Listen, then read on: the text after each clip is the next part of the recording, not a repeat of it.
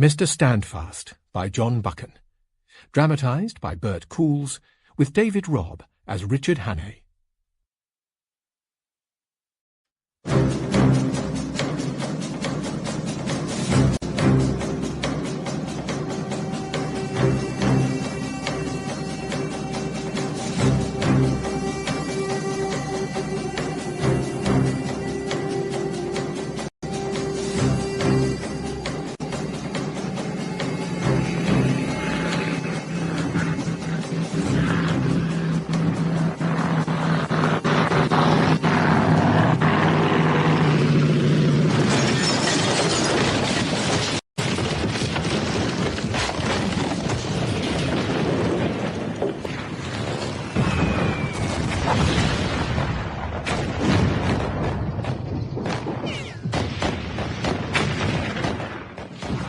I'd started out in khaki in 1914 with nothing more than a great wish to see the whole business finished. But after 3 years, I'd acquired a professional interest in the thing. I had a nailing good brigade, and a chest so full of gongs it looked like the high priest's breastplate. So you can imagine the infamous temper I was in at being recalled to England. So, how was the Somme? You came out of it with a DSO. And a promotion. Brigadier General Richard Hannay. Walter, is there a point to this? Frankly, I don't take kindly to being called away from my men when we're on the brink of a big push. Of course there's a point, and you know it. We want you back in with us. Huh? The old game. No, I've told you, I'm not cut out for the Secret Service. There must be someone better suited. Not for this mission. Now, stop wasting time. Duty's duty, and we both know perfectly well that you're going to say yes.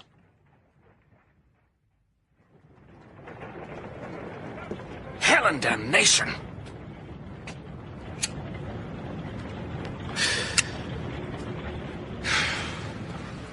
What Sir Walter Bullivant wanted me to do would have been bad enough for anyone.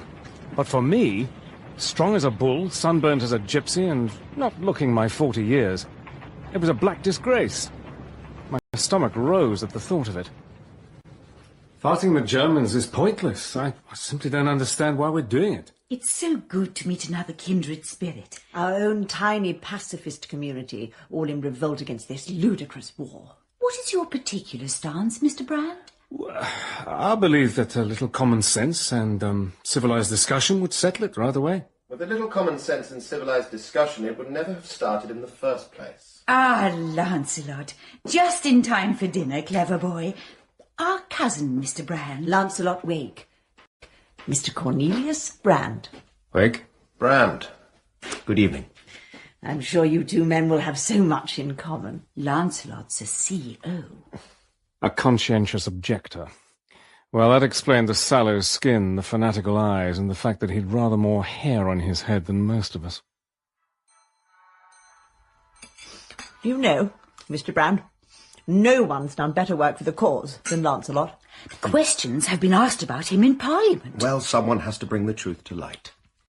The truth about our senior officers. Incompetent, stupid, or drunk, the lot of them. You agree, of course. I've heard something of the sort. Oh, it's perfectly true. And it's not just in the field. The people running this war seem to think the whole thing's some sort of game. A game? That's terrible. Simply terrible. That dinner seemed to last for an eternity. But at last the creature left. The ladies went off to bed, and I was alone and able to calm my nerves.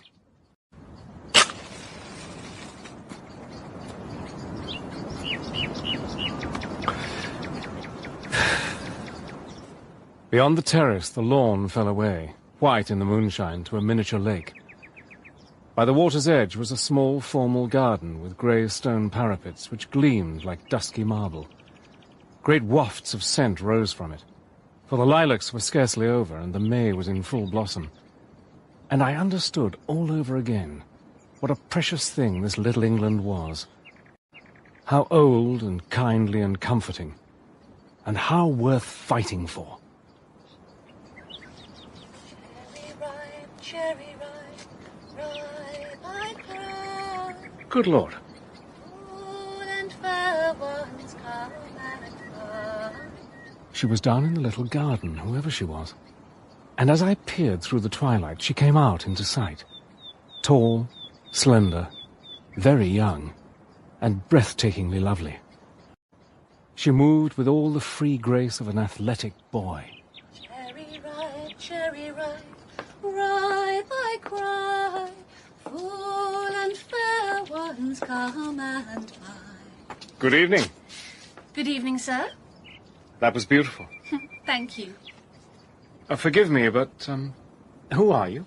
Mary Lamington. I live here. You do?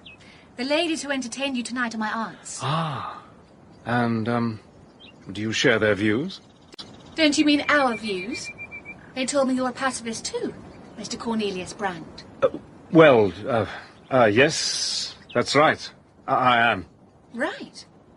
No, my attitude is rather different. But don't you find it awkward, then, living here with them? It's worth it. They're my camouflage. Your what? Shall we talk about it indoors?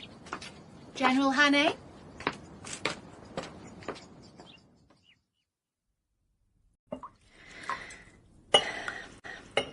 Here. Thank you. Look. What's troubling you, General? Well, all right. You know my real name, but how can I be sure it's safe for me to talk to you? Walter said you'd be cautious. Well, forgive me, but you could be an enemy agent in disguise. You're right, I could. Very well. Let me prove my credentials. 3 days ago, you were ordered to change your identity, correct? Correct. You're a pacifist South African engineer over here on holiday, and a mutual friend asked my aunts to put you up for the night while you visit a sick relative. Yes. Not enough. How about this? In your pocket, you have a personal letter from your oldest and closest friend, a South African tracker named Peter Pienaar, who joined the Royal Flying Corps. I can tell you the contents, including the sad news about his leg. Are you willing to trust me now? With all my heart. Thank you. Now, Walter told you to expect further orders. Yes. Here they are. Firstly, you're to continue with your deception. I'd hoped that was just for tonight. I'm afraid not. It would help if I knew why I was doing it. Because you must. I can't tell you any more than that, I'm sorry. Very well. What else? Peter Pienaar used to talk about getting the atmosphere of a situation. How the devil do you know that? It's not important. That's your next task. Getting atmosphere. Absorbing the feel of a particular way of life. The pacifists. Exactly. The half-baked. The people this war hasn't touched. Or has touched in the wrong way. And where do I get this atmosphere? Some rooms have been rented out in your name in a town in the home counties. Here's the address. Thank you. You're to leave at first light tomorrow. Oh, one more thing. Buy a copy of Pilgrim's Progress, the Golden Treasury edition. Have you read it? Oh, in school, of course. Read it again. Why? Oh, can't you tell me that either? Because it's a very good book. And because you might well find it useful. That's all for now. You'll be given more specific instructions when the time's right. Good night, Mr. Brand. Miss Lamington. Wait. What? Will you answer one question? That depends on what it is. Shall I see you again? Oh, yes. We're comrades now. Good night. Good night. Good night.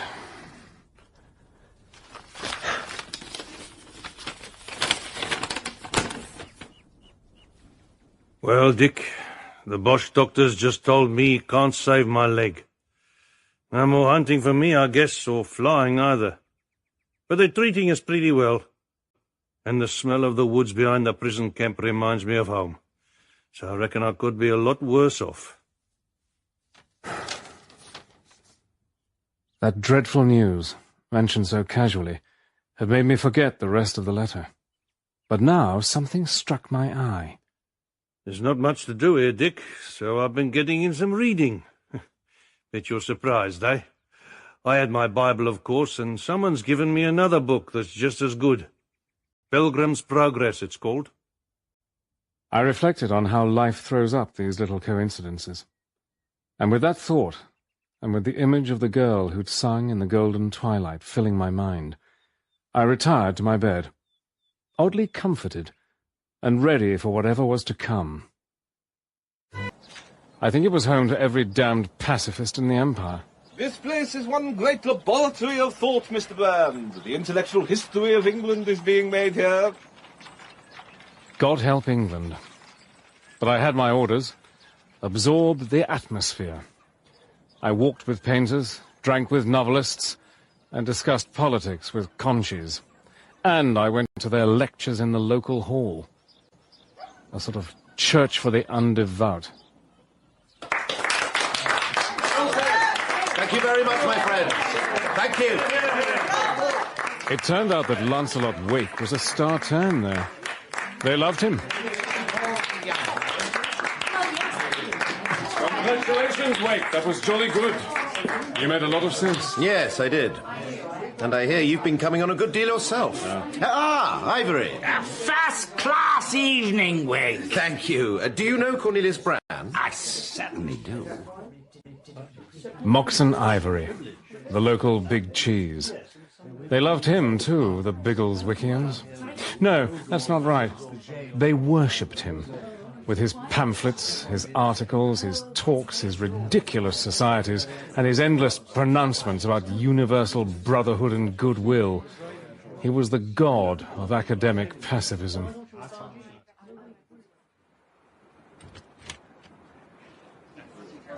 Ah, that's better. Now, Mr. Brand, I've been meaning to have a private word. Too kind, Mr. Ivory. I've been struck by your grip on these difficult problems. You may be of great value to our cause. You really think so? I'm sure of it. A League of Democrats Against Aggression would have a valuable new member in your good self.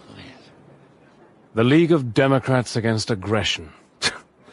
After weary weeks of enduring this sort of rubbish, I was convinced that my great mission was nothing more than a farce.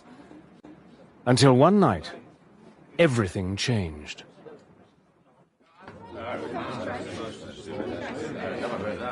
Well done, Brad. You really livened up the discussion. Good of you to say so. I appreciate it. Now, there's someone you should meet. I don't know if I can find her. My dear, come and say hello. This is Cornelius Brand. Good evening, Mr. Brand. Good evening. Moxon's told me so much about you. Really? Yes. Honestly, Moxie, you might introduce me properly. I was sorry to miss you when you stayed with my aunts last month, Mr. Brand. Mary Lamington. Pleased to know you, Miss Lamington. Likewise, sir. She unwound herself from Ivory's arm, and I tried to convince myself that this was just more of her camouflage. Then we shook hands, and I felt a small slip of folded paper being pressed into my palm.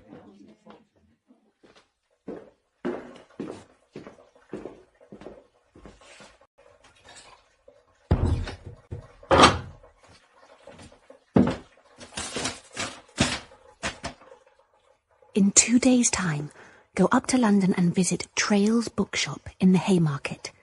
Get there at 2. Destroy this note.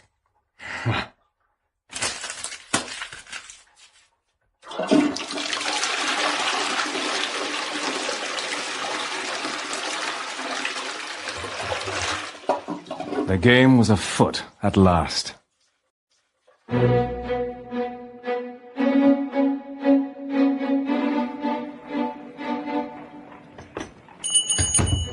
Good afternoon, Mr. Brand. Good afternoon. Welcome to Traill's bookshop. Thank you. The manager's expecting you, sir. First door at the top of the stairs.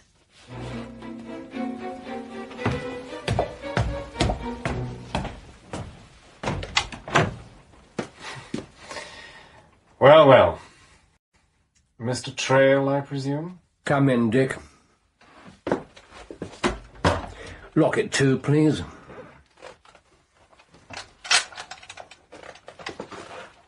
I know you're a man of many parts, Walter, but manager of a bookshop? Don't be absurd. Me absurd? Why have you brought me here? Well, because it wouldn't do to have Cornelius Brand calling on me in Whitehall, of course. Now, take a seat and tell me what you found in Biggleswick. A lot of ignorance and a large slice of vanity. Why the devil have I been wasting my time there? You haven't. What if I were to tell you that high-level war secrets are finding their way to Berlin and there's nothing we've been able to do about it? I'd be amazed. Some foreign agents managed to escape the entire British Secret Service. Oh, we know who's responsible. Well, then why don't you stop him? Well, we don't want to.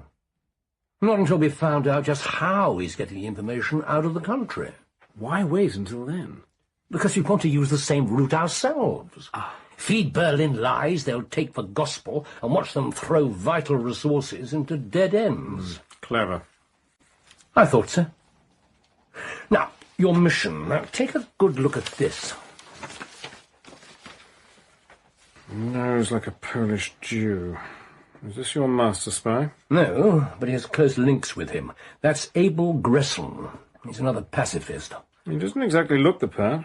Yes, he's rather more militant about it than your recent acquaintances. He's the leader of a subversive organisation called Industrial Workers of the World. They were responsible for some very nasty cases of sabotage in Colorado. He's an American. And just before the beginning of the leaks, he turned up on this side of the Atlantic. In Scotland, to be precise. You think he's part of the chain? We suspect he's the final link before the Germans. Your job is to find out exactly what he's up to.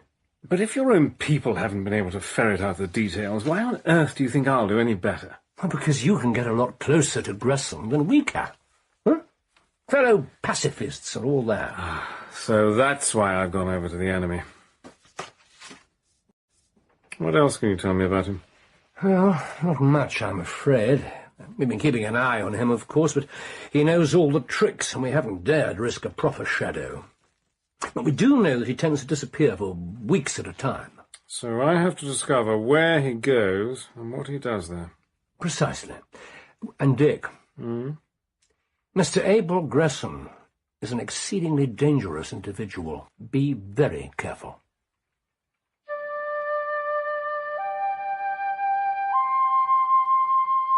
Andrew Amos. The agent Walter had appointed to be my contact in Glasgow. A tiny man with smouldering eyes, hands like a gorilla's, and a surprising hobby.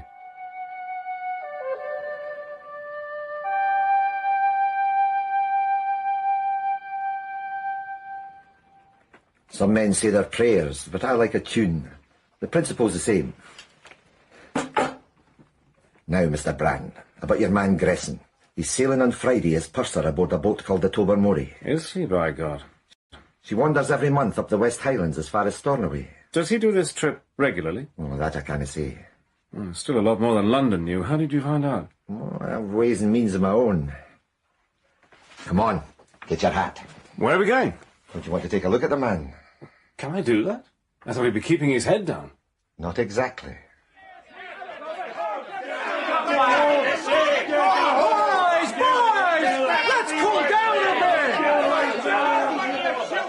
Well, there he is. Not going down too well, is he? Dear God, they're going to kill him. No, he's away, look. Where does that door lead? There's an alleyway at the back. Stay here.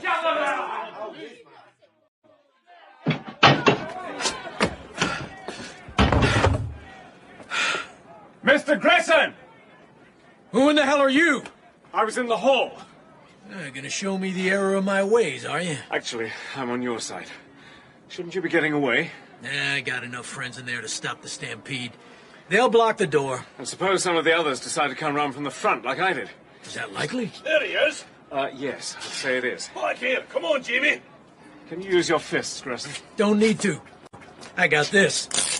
Put that away, you idiot. Get behind me. Take me side now, lad. There's no quarrel here. Go home, you fools. Leave this gentleman alone. Fools, is it? I think you need to learn some manners, laddie. Stand still and take it like a man. I don't want to hurt you. No. But if it's the only way... All right, my friend. Your turn. You stuck-up Sassenach! Is that the best you can do? Oh, neatly done, sir. Ah, the local constabulary. I suggest we beat a quick retreat. Sounds good. I guess I'm in your debt, Mr. The name's Brand. Cornelius Brand.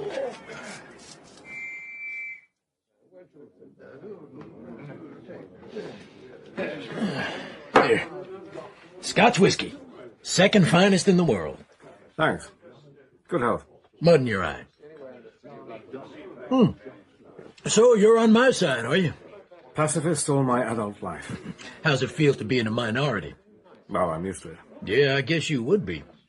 You live here in Glasgow? No, I'm just visiting. From down south? Actually, I'm just visiting there, too. I'm over from South Africa. Holiday? Partly. Mostly, I'm working for the cause. I've been staying in Biggleswick. Can't say I've heard of it. Oh, you'd like it. It's full of our sort of people. So why are you up here? My ancestors fought with Bonnie Prince Charlie. I want to see the place where he left for France. And some of the other sides, too, of course. Do you believe in fate, Mr. Brand? No, I don't. Coincidence, then? Maybe. Why? Because I reckon I'm the very man to help you on your way.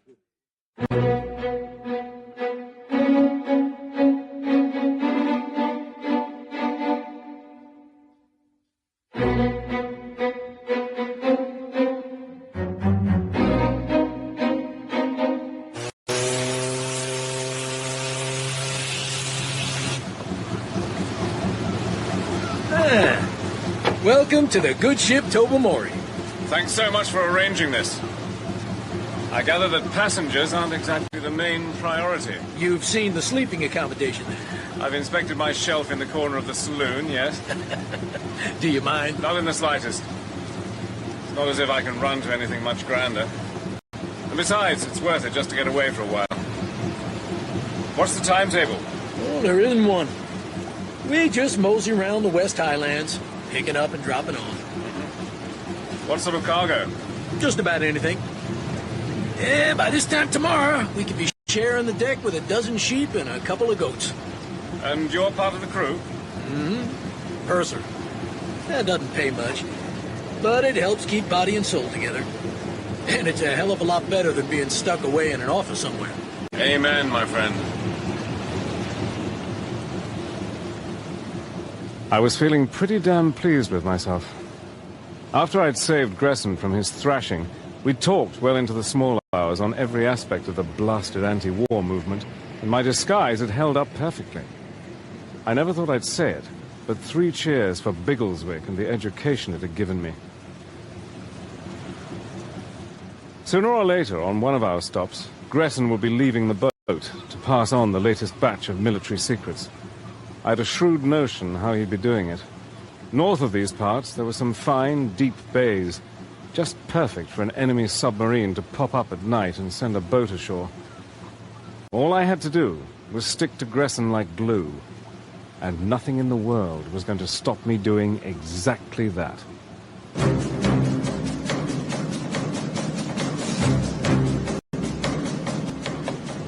I'll take a look at your passport now, Mr. Brand. Captain? Your passport, sir. You do have one. Well, of course I do, but why on earth do you want to see it? No, sir. Your local passport. The paperwork for this trip. They'll no let you go ashore north of Fort William without you have a passport. Well, I'd no idea. Well, so you didn't have one? No, I don't. Oh, well, it's too late now. You should have played to the military gentleman in Glasgow, I'm afraid. You just have to sit on this deck and admire the works of God from afar. Oh, that's a poor job, Mr. Brand. Yes, I'm afraid so. Problem? How many stops before Fort William? 2. Why? Well, that'll be my last chance to go ashore. No papers. Is that all? Come on. Men like us don't put much stock in governments and their 2-cent laws. The police up here are hayseeds. I reckon it'd be a fine game to see just how far you could get. No, I'm not up for sport. I'm going to have to change my plans.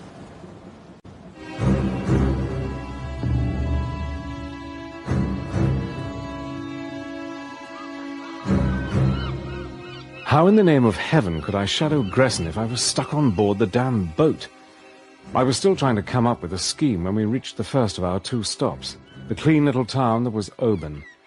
I made a beeline for the post office to see if Andrew Amos's ways and means of my own had turned up anything new for me.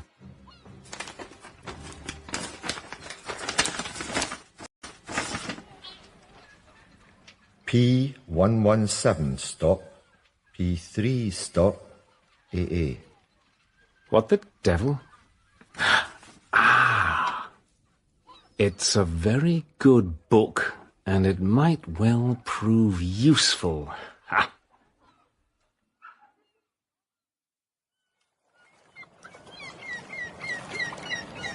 Page 117, paragraph 3, 1, 2... Ah. Then I saw in my dream that a little off the way, over against the silver mine, stood a man who called to those passing to come and see the mine. Ah, Mr. Brand. Captain! How do you like Oban? I like it fine, thank you. It has a grand setting. There's copper in those hills. I put money on it. Oh, you know about such things? I'm a mining engineer. Maybe after the war I'll come back here and try some prospecting. Well, you'll make nothing of it. No? No one ever has. The costs are big. So it's never been tried? Not anywhere up here? Only one place I ken of. The old iron mines at Rana, up Fornant Sky. Do we call that? Aye. Every trip. And we always bide a bit. But you'll not be seeing those mines, Mr. Brand. Rana's well inside the passport country. And perfect for a secret meeting with the enemy. The people passing by. I wondered how the deuce Amos had found out about it, but decided I didn't much care. He'd saved me a lot of tedious work. Now all I had to do was get to Rana without alerting Gresson.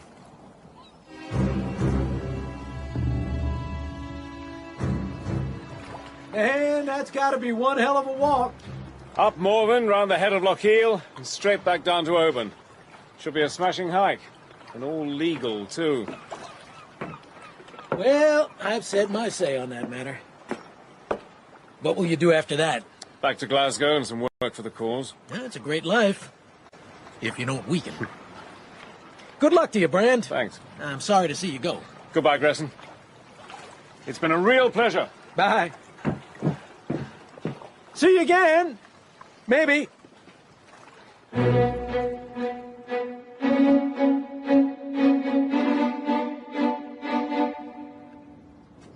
A golden for me, a golden for me. If you're no golden, you're no use. Once I was out of sight of the shore, I turned due north and struck over the shoulder of a great hill. And from that point on, I was breaking the law. I can't say I let it bother me.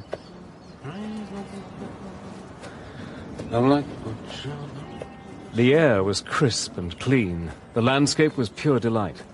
And when I stopped for a bite to eat, I had a wonderful vista of heather and bog myrtle and wood and water below me. Funny thing, though. I adored Scotland and always had. But now, for some reason, I found my thoughts straying elsewhere. Cherry ripe, ripe I cry. Full and fair ones come and buy. What the devil? Stay exactly where you are, sir. Put your hands in the air. For God's sake, man! You might have killed me! Don't be wrong. You know a warning shot when you see one? What's your name? What business is it of yours? I'll tell you. I'm Colonel George Broadbury, the Deputy Lieutenant of this county. And the man on a walking tour is a threat, is he? He is when he's Cornelius Brand. What? Who the devil's he? Damn it, sir. I've had a wire from the Chief Constable about you. Middle height, strongly built, grey tweeds, brown hat, sunburnt. You're a very dangerous figure. My orders are to arrest you and take you back to Oban. I beg your pardon, Deputy Lieutenant. I'm not used to being pulled up suddenly and questioned. My name's Blakey. Captain Robert Blakey of the Scots Fusiliers. Home on 3 weeks' leave. And how the deuce am I to be satisfied about that? Ah, by George, I know. Put your hands down. You're coming home with me.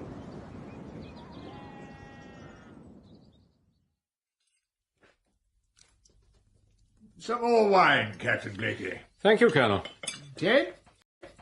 Rather. Thank you very much. Sorry about the mix-up, Captain. You have to admit, you fit the description. Oh, come on, Pa. So do most of the coves on walking tours up here. Grey tweeds, brown hat and sunburnt. That's practically a uniform. The police might have been a touch more specific. Well, I'm sure they did the best they could. Anyway, your father was quite right to challenge me. What's he done, this Brand chap? Can't tell you, old man. Security and all that. Something serious, though, by the sound of it. Are there any search parties out? Roadblocks? Could be. Why are you so interested? Oh, I don't know. Always fun to have a bit of excitement to spice up one's leave. I'll tell you this. If you had been Brand, and you'd made a run for it, I'd have been well within the rights to shoot you. Good job the boy here says you're pucker. I knew he'd be able to tell a real soldier from a blasted fake. Well, what a fantastic coincidence that you actually know people from my outfit, sir. Not really. Your brigade was just across the river from mine at Arras. It was good to hear news from the front. You'll be back there soon. Only if this blasted leg heals properly. Looks well on the way to me. Thanks, sir. I have to thank you too, Blakey. For what, Colonel? For cheering up the boy. He was moping a good bit. Your coming's been a godsend. Which is how I came to spend that night between clean sheets and to eat a Christian breakfast. I set off next morning, offering silent thanks to the old colonel for respecting a fellow officer and not bothering to ask for my papers, and wondering just why Cornelius Brandt was so suddenly a cave. He's waiting in a cave, of course. Good God above! Wake! Brand! What the devil are you doing here? So you're part of this business, are you? I should have known. What business? Wake. Listen. I'm involved in this too. In what? I'm working with Gresson, just the same as you. Who's Gresson? You're not making any sense, old man. I'm just here to do a spot of climbing.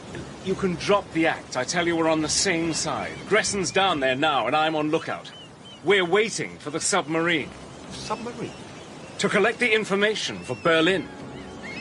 My God. You're a bloody traitor. You damnable blackguard! No, wait. For Christ's sake. You were a patriot! So will you stop this? Oh, what about your principles? This I should never have trusted you! I made a mistake. Wake! Sorry about this.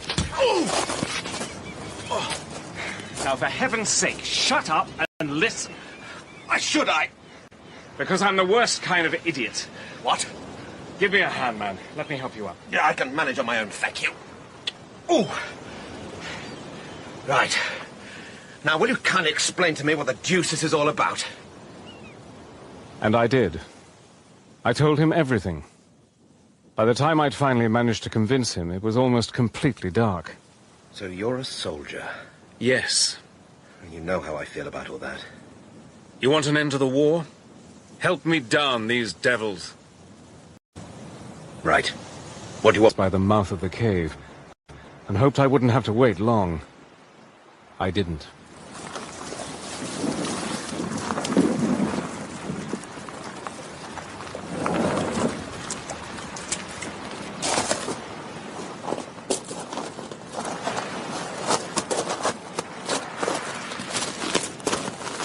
In the forest, the little birds fall silent. Just wait, for soon you too shall be at rest. Welcome, friend. You have the goods? Yes. Excellent. I bring you a message. The caged birds understand. And the wild birds? The wild birds fly free.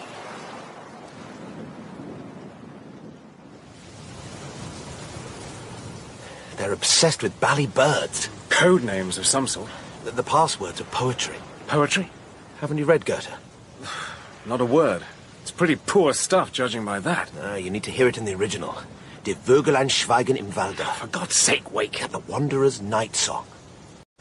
Did you hear anything else? Yes. A name, I think. Bommerz. Yeah, Bommerz. Mean anything to you? Afraid not. Was that it? No. There was one more thing. Something vital.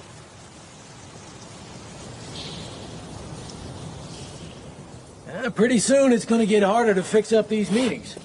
Take a look at this. What is that? Safe hiding place. Now, I can leave the stuff in there for you to pick up when you can. Nice dry little cupboard for our birdseed, eh? Most ingenious. After they'd gone, I took a look. Did you find their hidey hole? A blind man could have followed their spoor. They might just as well have left a signpost. Yes, I found it. It's exactly what I was after. So, what now? We let Gresson get well clear of here. I don't know about you, but I could do with a pipe, a bite to eat, and a good night's sleep.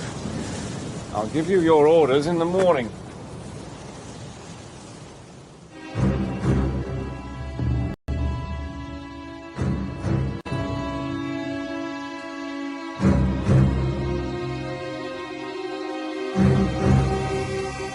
Ready? Ready.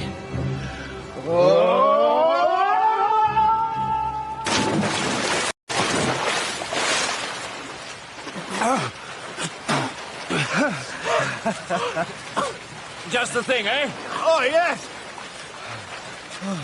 You don't get this in Biggleswick.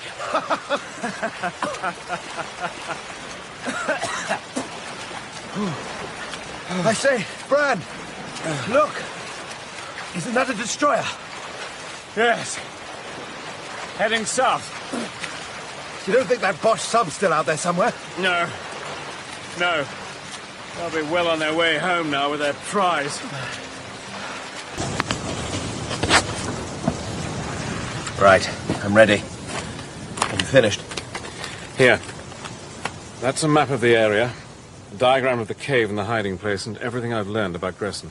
What about the conversation? The passwords? No, that's not there. Why not? I ran out of paper. Besides, I don't want to put all my eggs in the same basket. Repeat your orders. I'm to deliver this to Andrew Amos in Glasgow, speed being of the essence. Good. Look, why aren't you coming with me? I'd slow you down. I can't travel openly. Really? Is that because of the state you're in? What do you mean? Your togs, old man. Frankly, you look slightly less respectable than Charlie Chaplin. Oh, hadn't occurred to me. No, that's not it. Oh, well, your business, not mine. What will you do after Glasgow? Back here? No. This place has lost its sanctity. I'll be going home.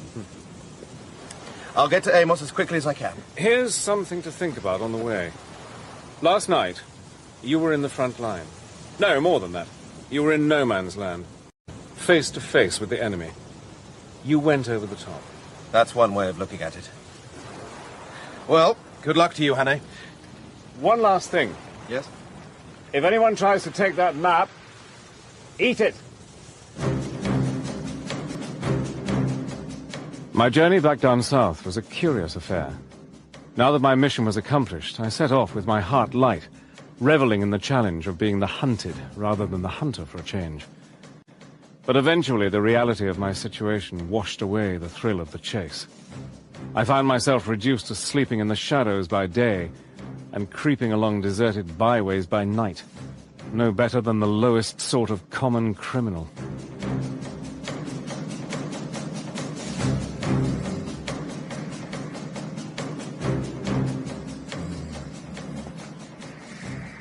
Amos. Amos. Oh, for pity's sake, wake up! You damn struggling heathen. Quiet, man. It's me. Stay behind. Wait.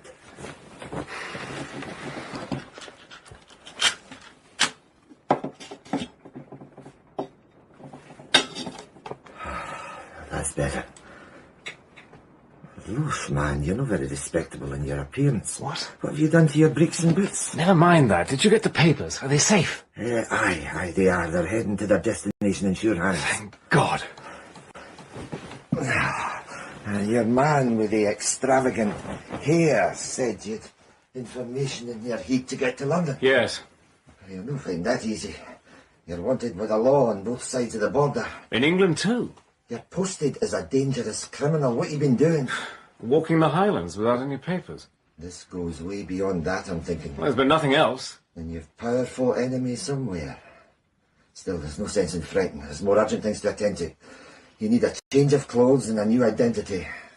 And a good wash, if you don't mind me saying it. I'll see what I can arrange.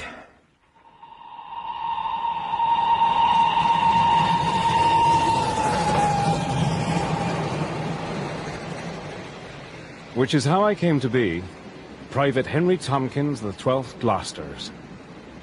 I was in the uniform of a British private, complete down to the shapeless boots and the dropsical puttees.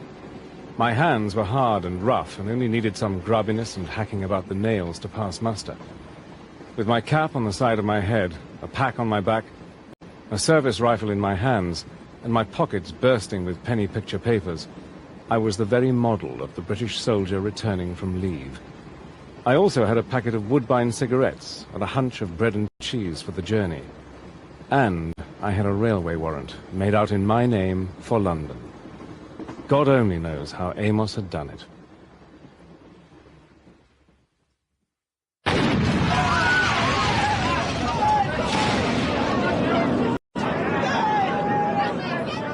What the devil? What's the matter, love? Do they have air raids where you come from?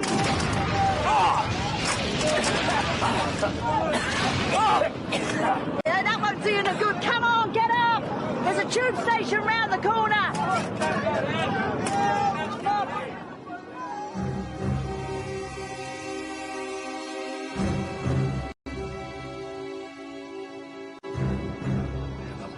How long's this been going on? Too bloody long. Bombing innocent civilians. It's indecent. They're coming over again. Oh, no. We should get these people further inside. Oh, no, they want to watch. Don't blame them.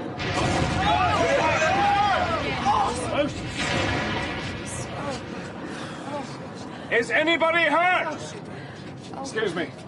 Excuse me. Are you all right? Yeah, I'm fine, thank you. Just a little shaken. What about you? You're bleeding. Hold a bit of glass, old boy. Show me. No, it's not too bad. Give me your hat. Beg pardon? Hold it there. Oh. Press down. Harder. That'll stop it till you get some proper help. Oh, thank you. Anyone seriously hurt? There's a man in the doorway. Where? Let me through. We don't know what's wrong with him. There's no blood. Oh, it could be shock. Now listen to me. You're safe in here. Nothing can hurt you here. You tried that, mate. He just lies there. Help me turn him over. Don't think he'll let us. Well, we won't know unless we try, will we? Come on, old chap. Oh, no. No, don't fight me, man. Let me see if you're all right. That's the way. You ready? Right you are, Squire. 1, 2, 3! Good Lord. It's you. All right. Lie still. Let's have a look. No. I don't think you're badly injured. Oh, my God. My God. What's wrong with him? Is it bad? Get out of my way. Out of my way. Keep him here. He mustn't be moved. Will you let me through?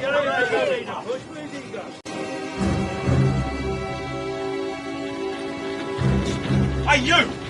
Get back inside! What? No, I can't. Well, do as you're told, soldier boy. You want to get yourself killed? Look, Constable, I have to get to Westminster. No, it's too late. He'll be at home. I have to get to Queen Anne's Gate. That's not a place for the likes of you. I want your name and number. Oh, for pity's sake. All right. Here are my papers. Hurry, please. Private Henry Tompkins, 12th Gloucesters. Satisfied now? Can I go? You're not going anywhere, you bleeding coward. You're on the list as a deserter.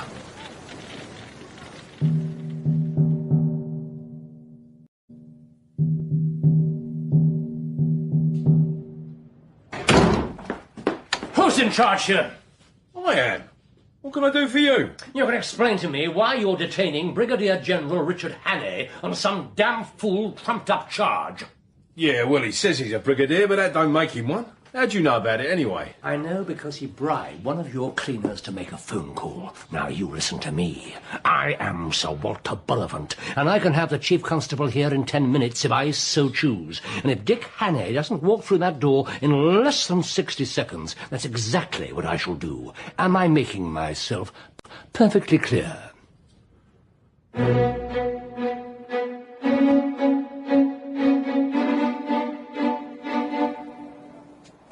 Do you know, I rather enjoyed that. Brought back memories. Walter, listen. Yeah, excellent work, by the way. I've got your report, first class. Walter, something's happened. Something terrible. What are you talking about? While the raid was on, I sheltered in Holborn Station. And? There was a man in shock. I tried to help him. Very commendable. The strange thing was, I knew him. Recognized him as soon as I turned him over. It was Moxon Ivory. Go on. Then, as I looked at him, his face changed. Changed? I know, it sounds fantastic, but I swear to you, it's true. Right in front of my eyes, he changinged completely. No, I didn't follow. Well, it's as if the first face had been a mask, and he just didn't have the strength to keep it up any longer. You're right, it does sound unlikely. There's more. The second face, his real face, I'd swear to it. God help me, I knew that face too. You'd seen it before? It was the man with the eyes like a hawk. The man who tracked me across Scotland 3 years ago. The German agent who disguised himself as the first Sea Lord and stole the fleet battle plans from right under your nose. 39 Steps affair. Well, you mean he's been impersonating Ivory? Maybe for years. Maybe there's never been a real Ivory, and the man's past is as fake as the rest of him. That's a hideous thought. Here's another. He must have known who I really was, right from the first day in Biggleswick. He's been playing me like a fish on a line. The devil he has. He's the man you've been watching, isn't he? It's Ivory who's been supplying the Germans with information. Yes, it is. He's preposterous, but people like him. He flatters them and they tell him things. Well, it's been top level, but it's been damaging enough. Well, you can multiply that damage by about 1,000. What do you mean? Walter, this man can become anyone. He can fool anyone. He can be a politician, a soldier. He could be you if he chose, or me. What if Moxon Ivory has not been his only personality these last years? I take your point. Heaven alone knows how many top-level meetings he could have been to. For all we know, he's dined at Downing Street or Buckingham Palace. Well, if he's learned anything that crucial, he's not passed it on yet. We'd know if he had, believe me. And now we can pick him up and he'll never have the chance. It's excellent work, Dig. I'm afraid not. What do you mean? There's something I haven't told you. When I recognized him, I must have given myself away. He realized what had happened. I saw it in his eyes. He knows we're onto him. That's rather unfortunate. Unfortunate? It's a disaster. If I'm any judge, by now he'll be heading straight for Berlin with enough classified information to change... In the past, I'd always come back to my old Park Lane flat with a great feeling of comfort. I liked to see my hunting trophies on the wall and sink into my own armchair. But not this time. Even after I'd had a hot bath, got back into my proper uniform and put a good dinner inside me, I felt no better. I was worried sick by the sense of being up against something inhumanly formidable, wise and strong, and I was just about ready to admit defeat and chuck up the whole game. Then I noticed that one of the letters that had piled up while I'd been away was from Peter.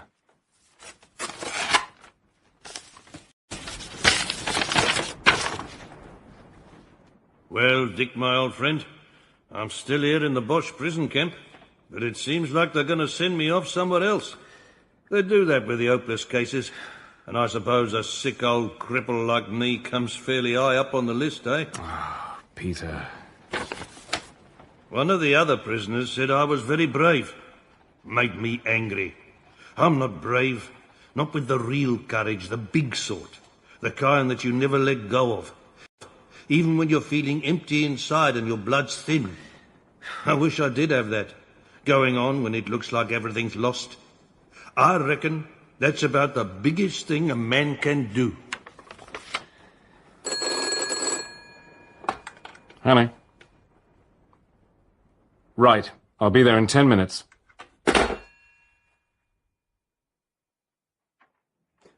Come in, Dick. Walter.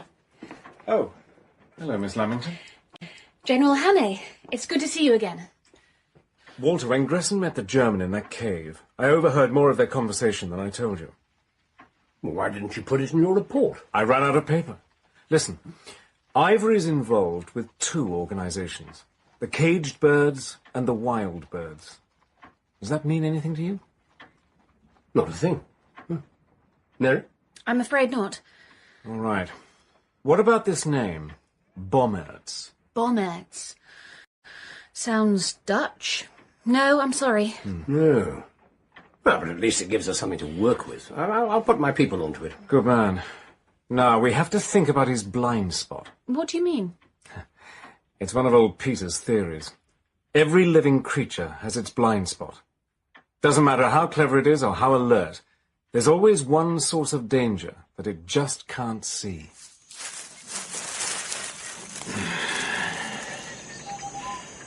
Find that one spot, and you've got cover better than any bush or rock. And then, Dick, you move in for the kill. Listen, Ivory's involved with 2 organizations.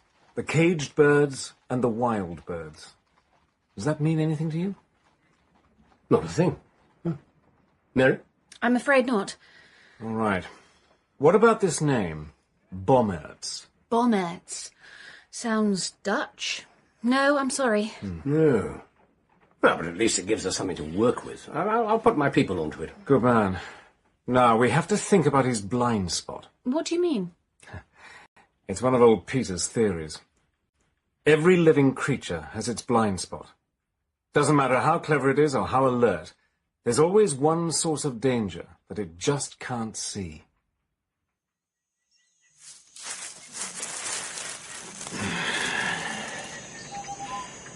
Find that one spot, and you've got cover better than any bush or rock. And then, Dick, you move in for the kill. And I'll tell you just what Ivory's blind spot is. It's me. I'm the one person in the world he can't fool with his disguises. But he did fool you at first. Because I wasn't looking for him then. I'm on my guard now. I'll always be able to recognize him. I can't explain why, but I know I'm right. Excellent, excellent. And that's not his only weakness. Oh? When you saw him in that tube station, you said he was terrified. Huh? Good Lord, that's right. How the deuce could I have forgotten? But he's obviously not a man who scares easily, so this must be some fundamental flaw, a soft spot in his brain that something about the air raid triggered. Now, let's see, the air raid, the crowd, the noise, confined space. Well, it's hard to know, but it's something to bear in mind, even if we can't make use of it. It proves he's not invincible. Well said. I might have something. My dear? I think I caught a glimpse of the real man too. The man behind the mask. Huh? When was this? Last week. His face didn't change, but suddenly, just for a moment, he wasn't Moxon Ivory anymore. He was someone deeper, more real, more truthful. Yes, that's exactly how I felt. He said something to me then, and I honestly believe he really meant it. What was it he said? He said he loved me, and he asked me to marry him.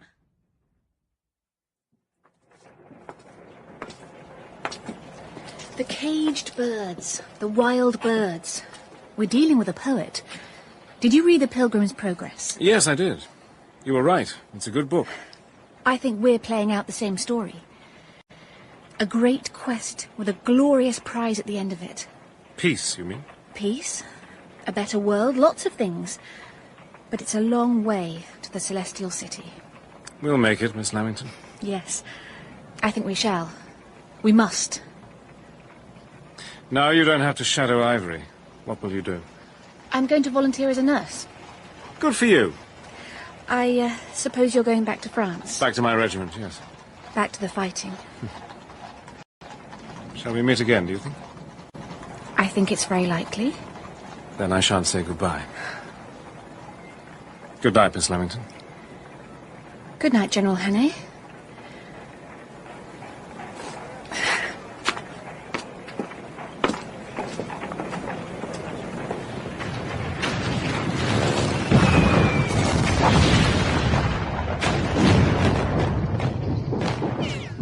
I returned to the front on September the 13th, 1917.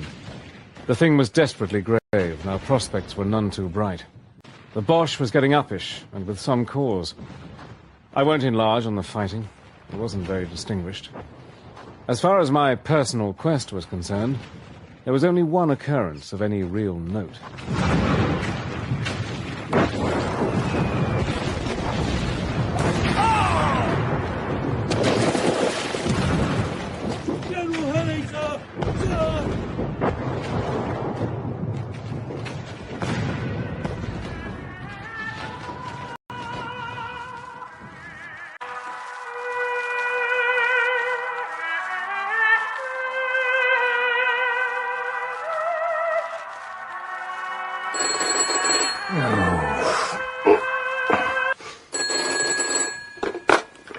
Bullivant.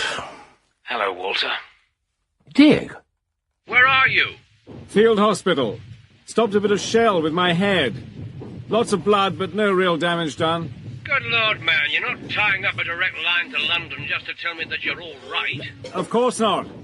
A chap here was in Boulogne last week. Says he saw someone he recognized from back home in Glasgow. Abel Gresson. Ah, well, he probably did. Gressen's over there with the latest party of Labour delegates seeing the war firsthand. Are you serious? I assumed he'd been arrested and interned at the very least. Oh, we thought there was a chance he might try to contact our mutual friend. And? Huh? Seems he's been behaving himself perfectly. I see. Any progress on those other matters? Not yet. Glad you're still in one piece, Dick.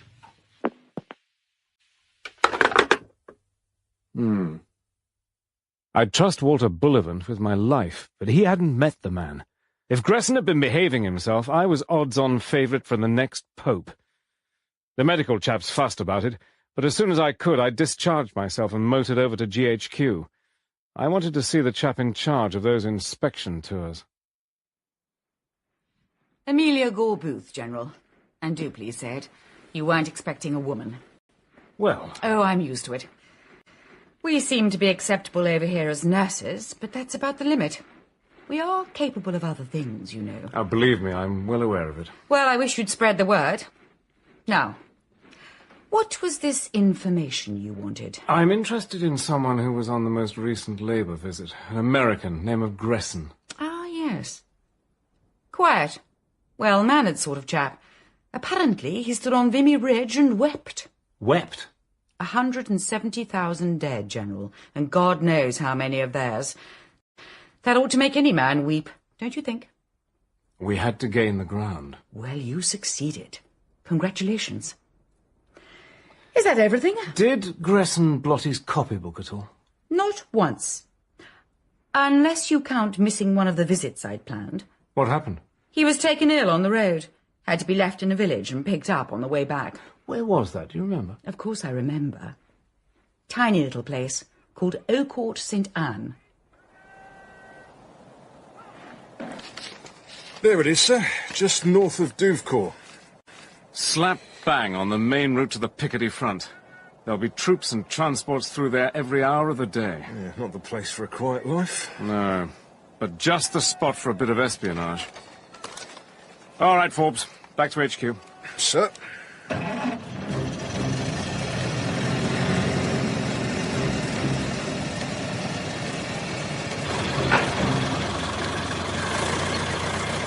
Hannay, your note received. Gresson illness confirmed genuine, now under doctor in England. Stop at strategic village, probably coincidence, but your suspicion noted. Good work. B.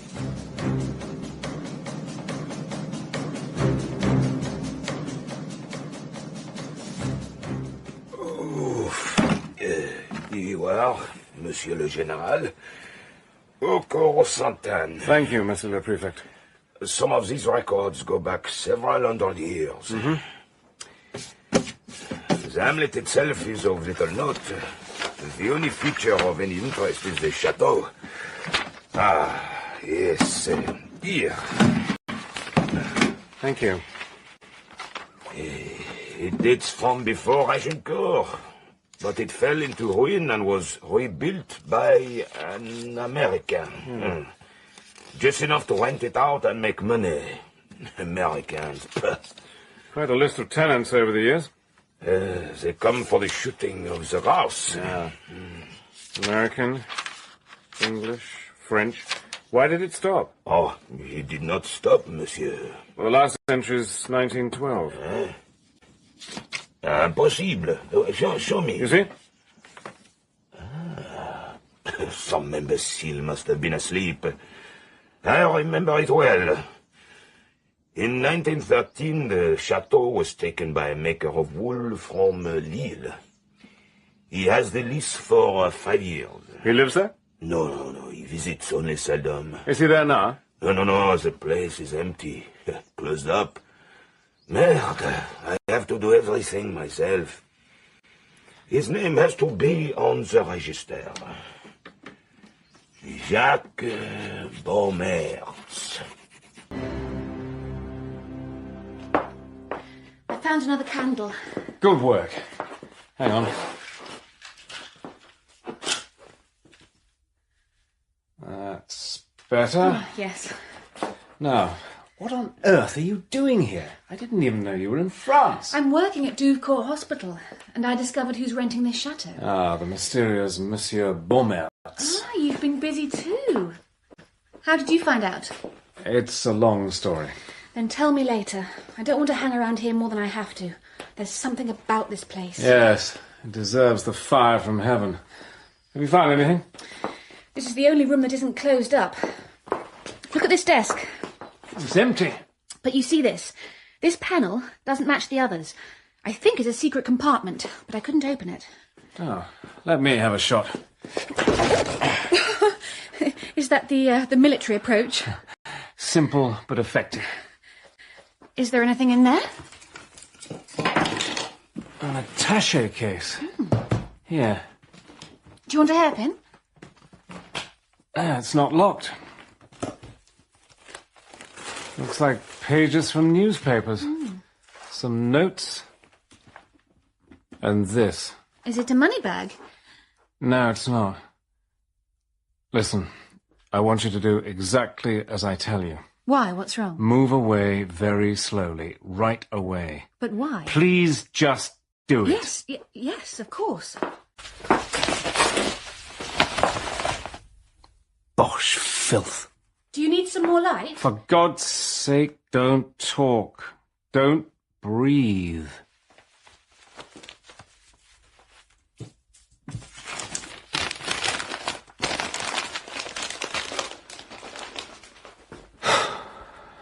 All right. It's safe. You can come back. What on earth is it? The Hun have been dropping it from their planes. It's anthrax powder. Oh, my dear Lord. I don't know what it's doing here. I think I do.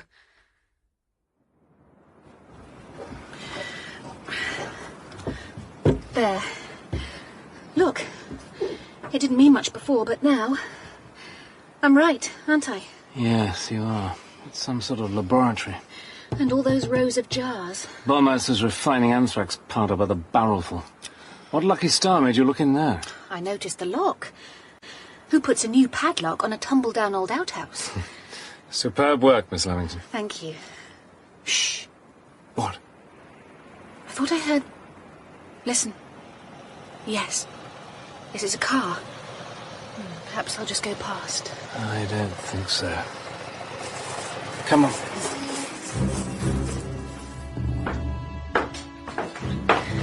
I've got the case. I did the best I could with the panel. Quiet now.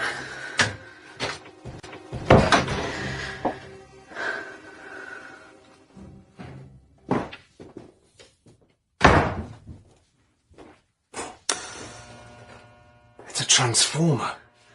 Must be one of those big portable lamps. Exactement comme vous l'avez commandé, Monsieur Beaumont. Bombets! I'm going to take a squint through the keyhole. Be careful. Stay in here. Whatever happens, keep back out of sight. What are you going to do? This. Que faites-vous? Déposez votre arme. Good evening.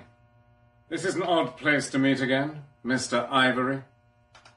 Vous savez quoi faire? Oui. Ivory? You, woman! Put that light back on! Au revoir, Monsieur Hannay! Ivory! Ivory! Damn! Blistering hell and damnation!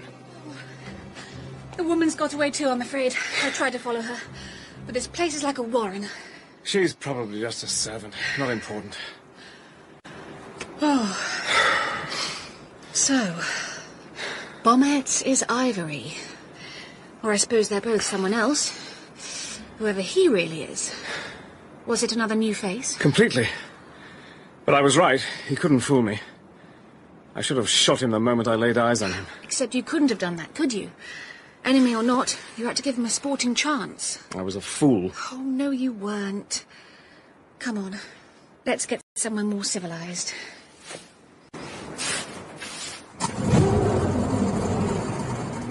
Ready? More than ready. First like tomorrow, I'm coming back here with a party of squaddies in gas masks. So take care of that powder. Stop the car! Stop! What's the matter? I should have kept after her. The old woman? Why? Look! It must have been their emergency plan. Destroying the evidence. The fire from heaven.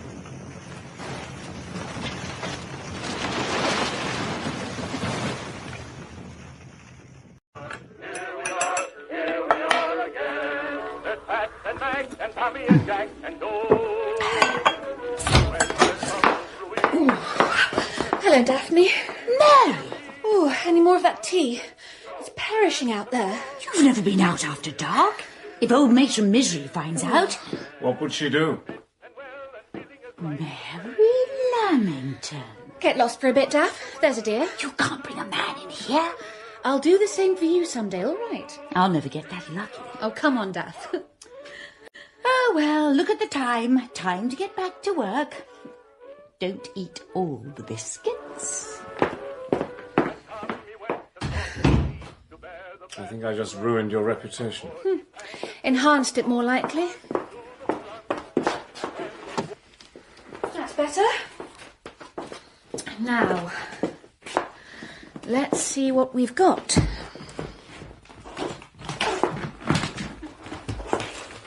That's right. Newspaper pages. Frankfurter Zeitung, Der Große Krieg, some French ones, Italian, and British, too. Just single pages. Why would Ivory have these? Look, Gussiter's deep breathing system. Abolish all ills, mental, moral, and physical. What about it? Gussiter's Tifa Atman system.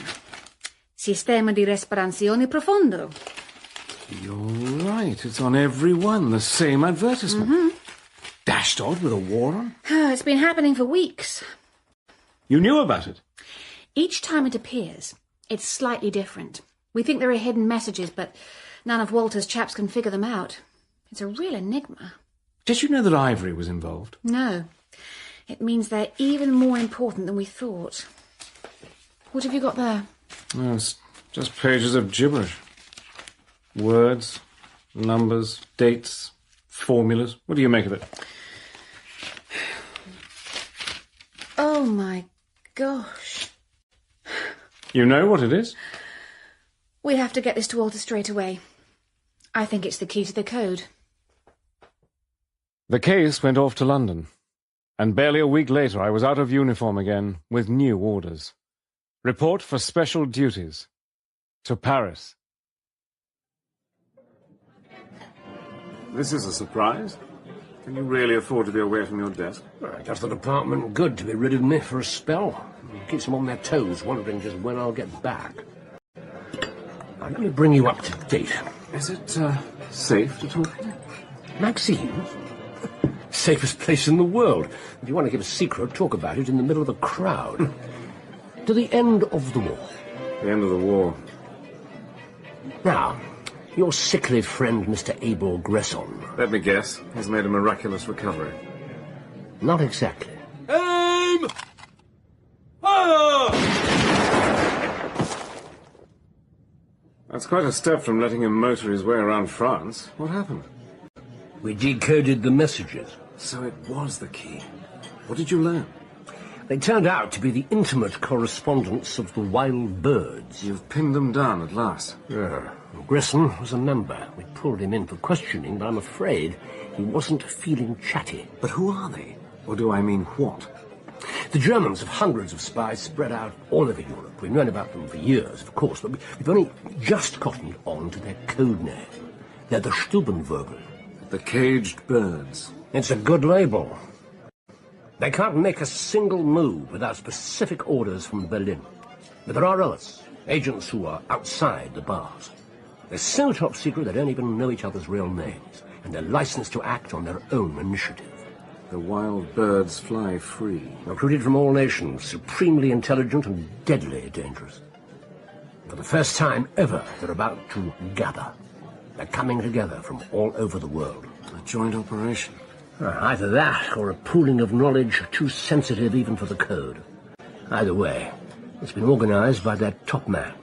Ivory running the show, with forces like that. And God knows what intelligence he picked up in England. Walter, it doesn't bear thinking about. Oh, I agree. That's why Ivory has to die. Ah, here comes the food. How are you going to find him? After the business of the chateau, he'll have gone to ground again. He's been in touch with Mary. What? In the old disguise, plump and ridiculous as ever. He came to her 3 days ago at the hospital in Douvebourg. What did he want? It seems she was right about his sincerity. He proposed to her again. The devil he did. Tell me she sent him away with a flea in his ear. She asked for time to think about it. I don't suppose that went down very well. Actually, he didn't seem to mind. He told her he was off on a long business trip and he'd contact her again when he got back. Convenient for us, don't you think? You can't be setting up a trap with her as the bait. Well, I'll grant you it isn't pretty, but war isn't pretty. Nothing we do is pretty. Not pretty? For God's sake, suppose he gets wind of who she really is. How can you put her in danger like that? Dick, have you ever thought about the effect the war's had on a lot of women? Can't say I have, no. Then let me tell you. Mary Lamington's 18 years old. If things had been different, she probably would have turned into a sort of silly, simpering debutante who blushes when she's spoken to. But thanks to this war, she's seen real life. And death, too. She stood side by side with agony and triumph, and you've seen what that's done to her, how superb it's made her. Now she has a chance to do a great service for her country. Would you deny her that? No. No, of course not. I'm glad to hear it. And there's one more thing you should know. What? It was Mary herself who came up with the plan. While Mary was waiting for Ivory's return, I had my own rather humbler job to do. I was on the move again, this time to Switzerland.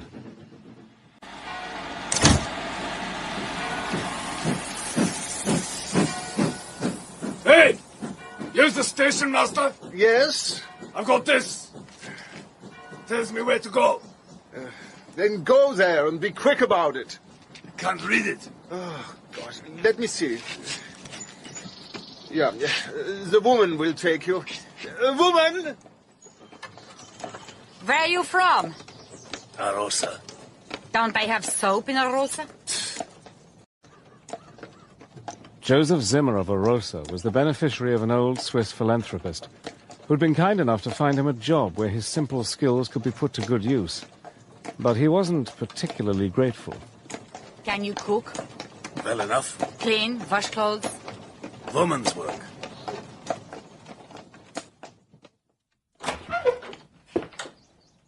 This it? Keep your voice down. This is all you need. There's food in there and fuel. Water from the pump. You want anything else? I'm at the station, right? Right. Go. No soap. No manners. Right.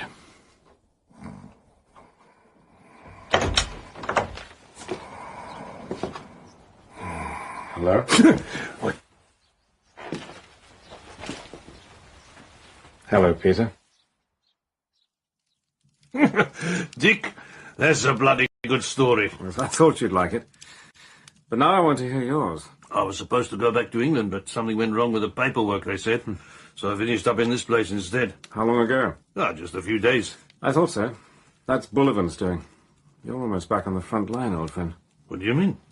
The wild birds are meeting here, in this village. They're coming here? But we don't know when. I'm here to spy out the land and wait for developments. You're my camouflage. What's so funny? I never thought I'd see the day you were my servant.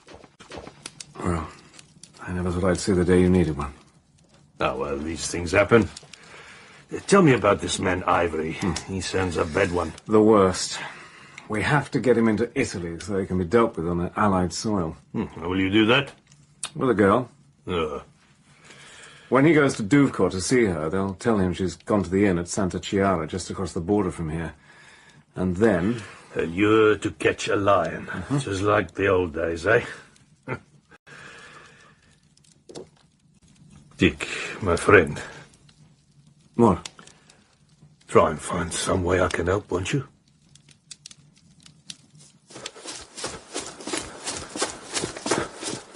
We fell into an easy routine. Every morning I'd lift Peter into his bath chair and take him down into the village or round the lake, and we'd both look out for anything suspicious. In the afternoons, we'd wrap ourselves up and sit outside the cottage and talk about the war. Tell me about the big battles. Have they got Lynch yet? No, he's still flying. He's a white man, that one. After he shot me down, he came to see me in the hospital. Said he was sorry I was lame, because he'd look forward to more fights with me. Easy. That's all right. It comes and goes. Yes, he's a good man for a German.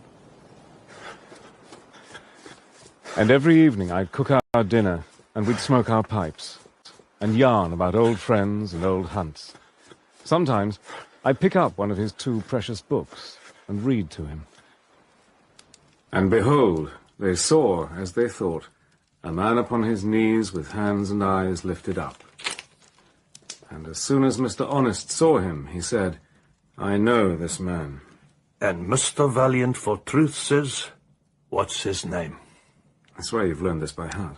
That Mr. Valiant for Truth, I reckon he's the greatest man I know. Him and old Billy Strang, who was with me in '92 in Mashonaland, until a lion got him.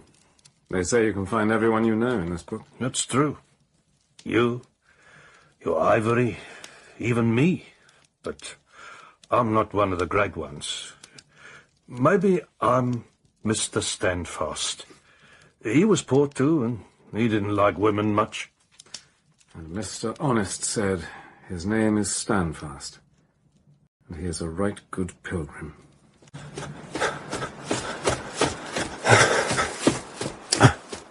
And at night, after I'd put Peter to bed, I'd slip outdoors and have a run, up through the snow-laden pines to the ridges, till I stood on a crest with a frozen world at my feet. And my gaze always was south, for beyond a peak with a point like a needle lay the Staub Pass, and just beyond that was Italy, and Mary.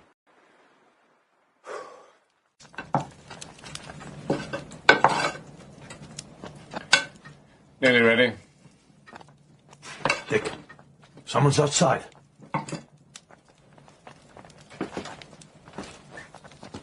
Who's there? What do you want? You've got a parcel. Here. If it's full, I hope it chokes you.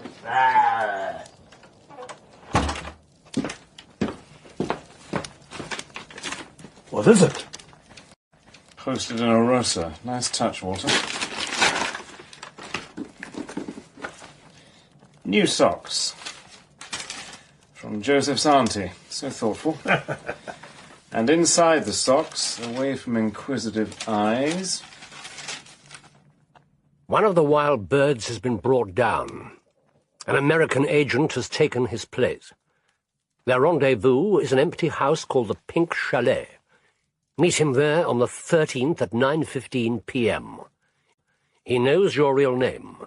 His is Clarence Dunn. Destroy this note. B.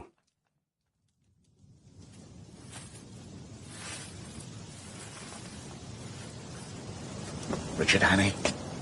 Done. The same. Follow me, mister.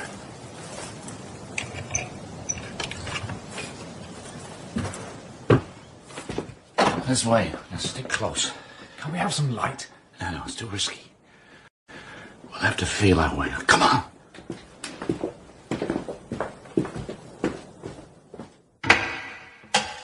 Okay, we should be safe now. Get the light, will you? Switch is on the left. Where? Got it. What the hell? Done! Keep back! It's a trap! A trap? I can't bloody well move! Well, goddamn them filthy bosh. You simply can't trust them at all, can you, old man? Ivory. For almost the final time, thank God. I'm so tired of that ridiculous posturing fool. Henceforth, you may address me as the Count von Schwabing. So that's who you really are. I might have known. What precisely do you mean by that? Count Otto von Schwabing. You will speak that name with respect. Respect? For the most notorious name in old Germany? How did it feel, Count, when the scandal broke and you couldn't show your face in any civilized country in Europe? It was a minor setback, nothing more. Shall we have some light? Ah. And as with all minor setbacks, a solution was quickly found. I've dined with your king. Did you know that? Also your prime minister, a man of the most unbelievable tedium, but so useful, so informative. And thanks to him and to others like him, I have proved my worth to the fatherland, and my past is forgotten. My exile is at an end, and I'm about to take my rightful place once again. Whatever it is you're up to, you'll be stopped. By you? Don't flatter yourself. At any moment during the past 9 months, I could have put an end to you with a mere nod of my head. Bluff! And the note that so easily lured you here tonight, was that bluff? You wrote that? Meet him there on the 13th at 9:15 p.m. He knows your real name. I could become him in person if I wished it. To copy his handwriting was elementary. You'll never win this war. You're as good as beaten already! And now who is bluffing, eh? 3 days from now, thanks to the efforts of myself and my associates, we shall be in a position to utterly destroy the entire right wing of the British Army. In a week, Boulogne and Calais shall be ours, and then Paris. And after that, there shall be peace. God! Why do I tell you these things? It is because your life is over, my dear General. But not just yet. There is one last sight I wish you to enjoy before the end. I'm going now on a little journey, and when I return, I shall have a companion. A certain pretty lady. God! You cur! She loathes the sight of you! She'll never go anywhere with you! Oh, I think she will. She is an innocent child, and I shall explain to her that she has been a tool in the clumsy hands of your friends. You really think that, do you? You blind fool. She's been working with us from the first. You say so? Well, that is vexing, but it will make no difference. I've worked hard, and I'm entitled to my pleasure, whether it is given willingly or no. God, you... Futile.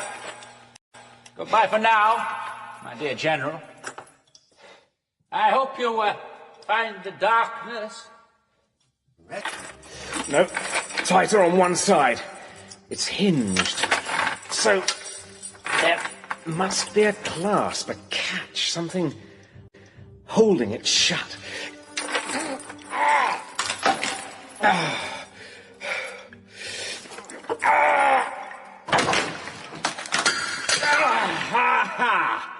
Well, I'm not beaten yet, von Schwabing.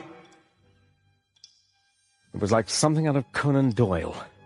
I gathered all my strength to leap to freedom, and discovered that my right arm was the only part of me I could move. What's that they say about counting chickens? Just a tick.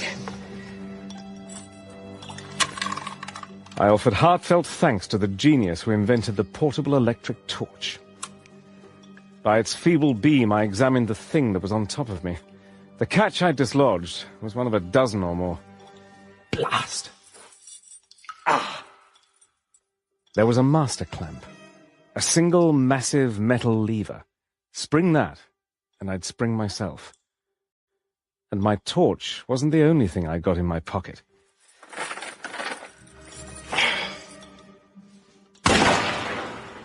Nearly.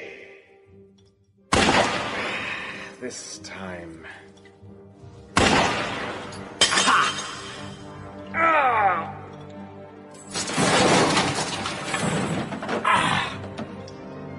And I was free.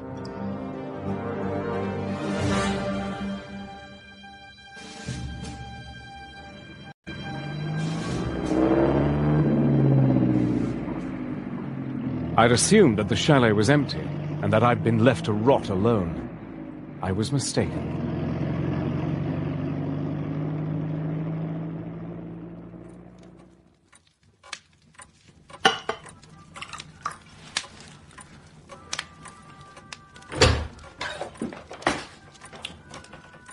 Hello? In the forest, the little birds fall silent. Just wait, for soon you too shall be at rest. Come in, warm yourself. Take a drink. There's a first, you and I. I must see the leader. Where is he? He's gonna cross into Italy. I have to see him at once.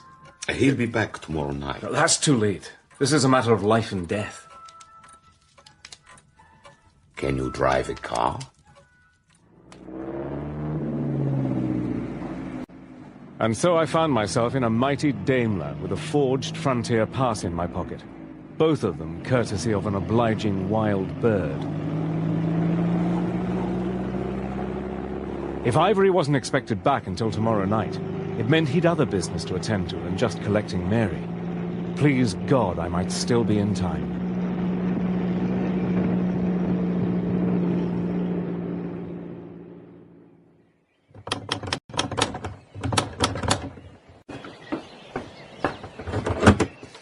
Yes, signore. Miss Lamington? Come inside. General Hannay! Are you alone? Is there anyone else here? The others are on their way. The weather's held them up. You have to come with me. What? The plan? Everything's changed. Get your things. Hurry.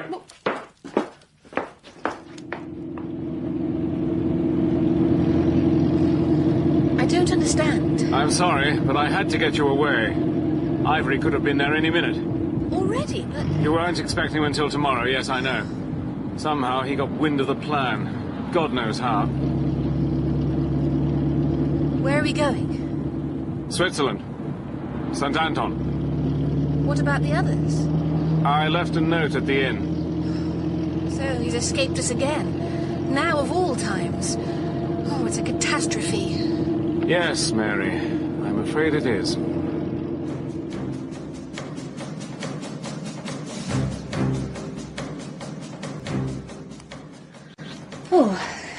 That's better. Yes. Good. What's the matter? I was expecting someone to be here. Who? Oh, Peter, of course. Yes, Peter. Now, where's he run off to? Right. I think this has gone on quite long enough. Don't you? Where was I in error? I'm afraid that's something you'll have to work out for yourself. It's of no consequence. The time for games is past. When General Hannay catches up with you, will you kindly stop looking at me like that? You know, it is a pity. I really did love you. I detest you and everything you stand for. Yes, that's what Hannay said to me You've been with him. last night. Soon I'll take you to see him, but not just yet. Where is he? We had an interesting little conversation. Would you like to know what I told him? Well? That I've laboured long and deserve to take my reward. You wouldn't dare. Oh, you are mistaken, my dear. And really, I see no need to wait any longer. Get away from her, cunt! Oh, Dick! Good evening, Miss Lamington. I'm waiting, von Schwabing. Of course. Congratulations, Hannay. You are more resourceful than I should have thought. Thank you. But you suffer from a severe handicap. You have the morals of an English gentleman. You stand there with your gun aimed at my heart and you cannot pull the trigger. You see? When it comes to a contest between us, well, forgive me, my dear General, but you seem to be, well, positively exhausted. What have you been up to?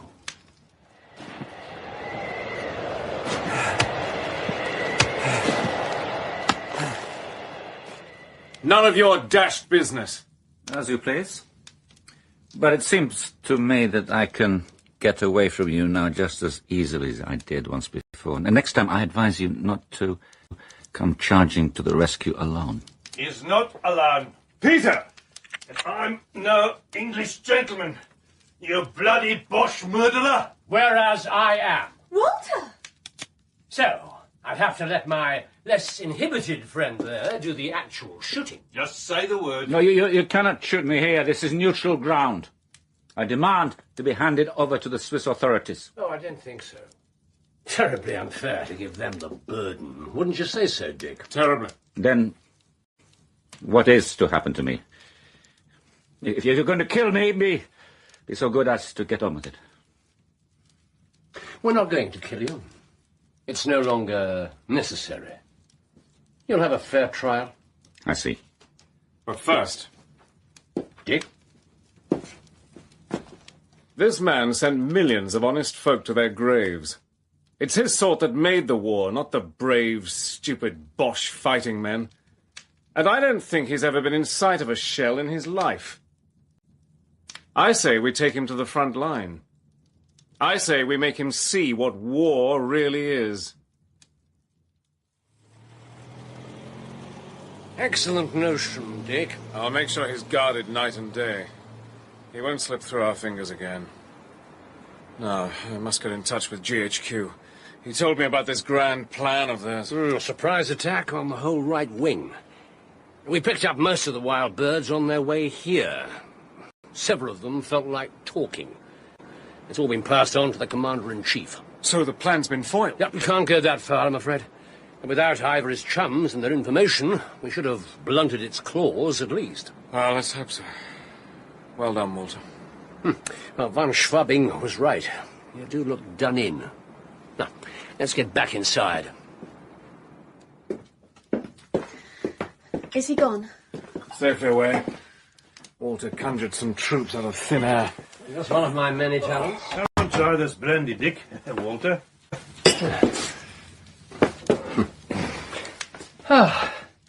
The end of the war. The end of the war.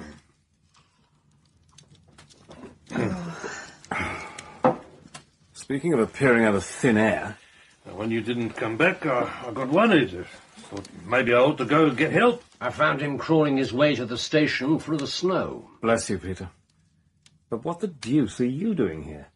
I came to pick you up and take you to Santa Chiara for the operation. Of course, we didn't know that Ivory was several steps ahead of us. How did you find out? Oh, he broke into this place and discovered one of the wild birds sitting by the fire, drinking this excellent brandy and listening to an extremely poor performance of the Blue Danube. He decided to tell us what was going on. And you lay in wait for us? He's good at that. Very good. I'm looking forward to hearing exactly what happened in Italy. But not now. Why not? Well, because now, Mr. Pinar, I think we should take a proper look around this place and see what there is to be found. Really? Really. Let me help you. Oh. See you later, Dick. Here. Thank you.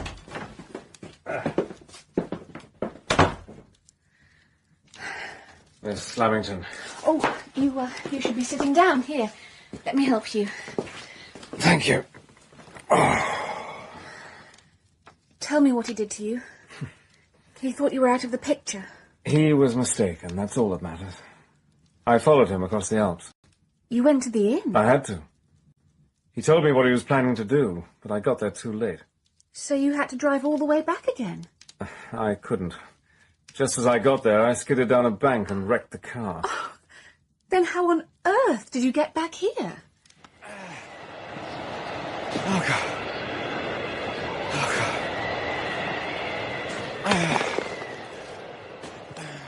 I walked.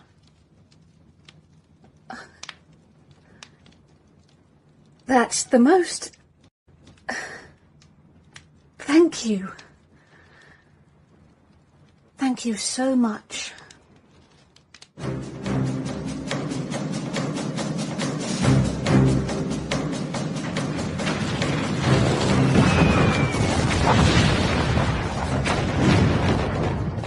Walter was right. Even without the wild bird's information, the Germans still mounted their massive push. I was back with my old division, but there was precious little of it left. Things hadn't been going well, and there were parts of the line we were holding with no more than a man every 3 yards or so. Thank God the enemy hadn't learned how desperate things were. One concentrated attack in the right place, and that would have been it. But our pilots were magnificent, driving back the German scout planes before they had a chance to spy out the truth. Someone told me that Peter had asked to come into France and be billeted at one of the flying stations with his old comrades. I caught a glimpse of him on his way there, in a flying corps wagon with a batch of young lads, puffing his pipe and looking a mighty happy man. Well, he's acting very strange, General. I don't think he knows where he is. Has he said anything? Not since they brought him here. Von Schwabing, can you hear me? I don't have time for this. Watch him like a hawk, Forbes. It might be a trick. Sir! Hannay. What? Before the trial. What about it? Do the English torture their prisoners? No. They're gentlemen. What's wrong with him, sir? He's lost everything he ever knew, Forbes. He's always been powerful, always at the top. Now, he's nothing.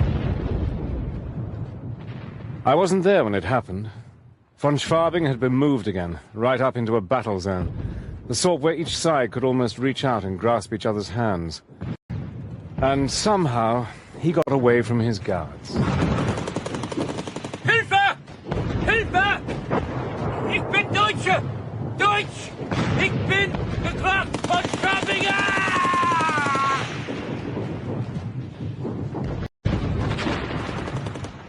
It was the German guns that got him. Right. Right. Yes, I understand. Thank you, sir. Hannay out. General? It's not good. The French can't get here for another 6 hours. 6 hours? We'll have to spread the men out even thinner, and keep the mobile guns shifting. Keep up the illusion. Sir. Chin up, man. We're not beaten yet. General Hannay, sir! Yes? You'd better come outside, sir. Well? There, sir. Where? Oh, my God. It's Lynch. General? Black plane, wings swept back. It's Lynch, that top flyer after von Richthofen. No wonder he got through. He's getting a damn good deco. Where are our boys? The Bosch must be keeping them well away. If Lynch makes it back and reports, it's all up for us. Look! He's one of ours! It was tiny and painfully slow. It must have been a reserve plane, a trainer, something. But by God, its pilot was a battler. And then, suddenly, our man broke off the chase and started to climb, higher and higher, till I marveled that the pilot could still be breathing. It was then that I realized. He's running away! No, he's not. Then what's he doing? He's found Lynch's blind spot. Oh my God! He's going to ram him! Bloody fool! No, no! There had been only one way to make sure of the kill, and he'd taken it. 2 heroes had fought their last battle, and we were saved. They fell just short of the enemy lines, but I didn't see them. My eyes were blinded with tears, and I was on my knees. When they took Peter from the wreckage, death had smoothed out some of the age in him, and left his face much as I remembered it, so long ago in the Mashonaland hills. We held the front till the French arrived in force and relieved us. As I marched what was left of my division away from the battlefield, the enemy guns were still speaking behind us, but I didn't heed them. I buried Peter in the lee of an apple orchard, on the evening of a glorious spring day. Peter had a hero, a great man. I tried to tell him once that he was very like him, but he wouldn't have it. They found this in his pocket after the crash. And Mr. Valiant for Truth said, "I am going now to my father's, and I do not repent me of all the trouble I have been at to arrive where I am now. My sword I give to him that shall succeed me in my pilgrimage, and my courage and skill to him that can get it. My marks and scars I carry with me, to be a witness that I have fought his battles, who now will be my rewarder." So he passed over, and all the trumpets sounded for him on the other side.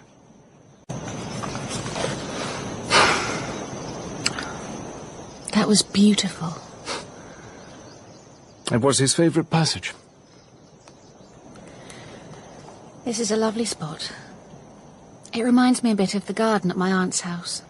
Do you remember? Where we met. I'll never forget it.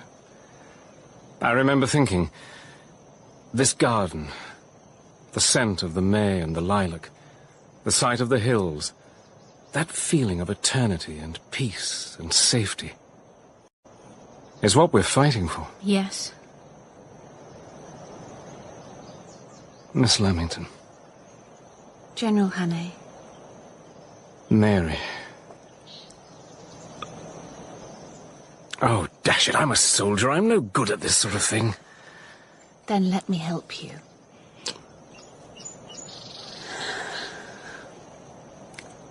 Is that what you were trying to say? Yes. Yes, it was. Good. Why don't you tell me some more?